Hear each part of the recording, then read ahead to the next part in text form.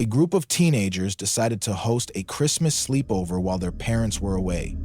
To add some fun, they invited a friend to show up, dressed as Santa Claus, planning to scare the others. Around midnight, the teens heard jingling bells outside the house.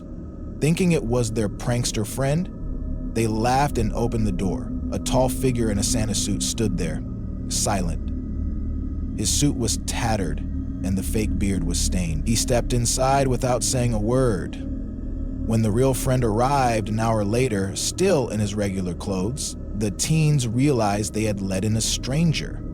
The figure in the Santa suit was gone, but so was one of the teens, who was later found wandering the woods, unable to recall what had happened. A group of high school friends thought it would be funny to prank each other with an elf on the shelf during their Christmas break.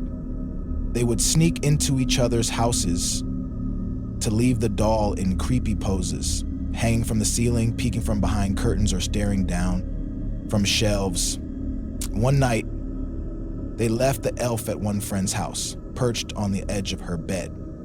The next morning, she frantically called them, saying she had heard it whispering her name during the night. They all laughed it off as a joke until the same thing happened to another friend. The group tried to throw the doll away, but it kept reappearing in their homes, its eyes seemingly shifting toward them. They finally burned it, but to this day they swear they sometimes hear faint giggles in the night.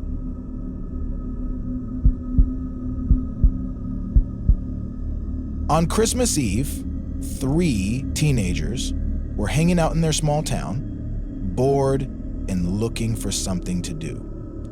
As they walked down a quiet street, they heard Christmas carolers singing in the distance.